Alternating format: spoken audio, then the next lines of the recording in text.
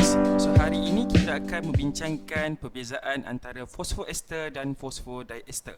Okey, untuk pengetahuan semua, phosphoester dan phosphodiester ini merupakan sugar phosphate backbone di dalam kita punya DNA ataupun RNA.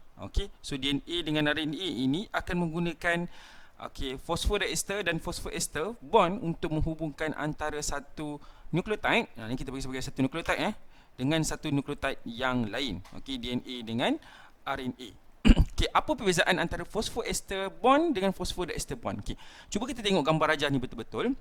Okey, phosphodiester ini dia refer kepada dua bond di atas fosfat kita. Okey, cuba tengok ni, satu dan dua.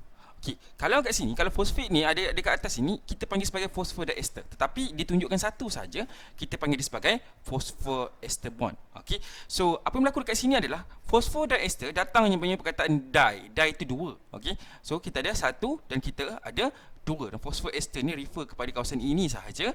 Okey, so kita panggil dia sebagai phosphoester.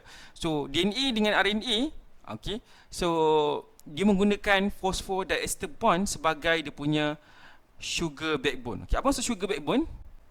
Okay, sugar backbone ini kita panggil dia sebagai tulang belakang bagi kita punya DNA dengan RNA. So kalau kita buat DNA berbentuk spiral, so ini kita bagi sebagai sugar phosphate backbone. Okay, sugar phosphate backbone lagi tepat lah.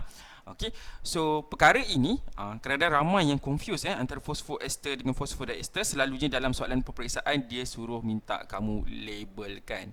Okey, label mana phosphoester, mana phosphodiester. So harapnya penerangan yang ringkas ini dapat membantu anda semua untuk menjawab. Okey, so ini berada di dalam kita punya subtopik DNA dengan RNA. Okey, DNA dengan RNA chapter 1.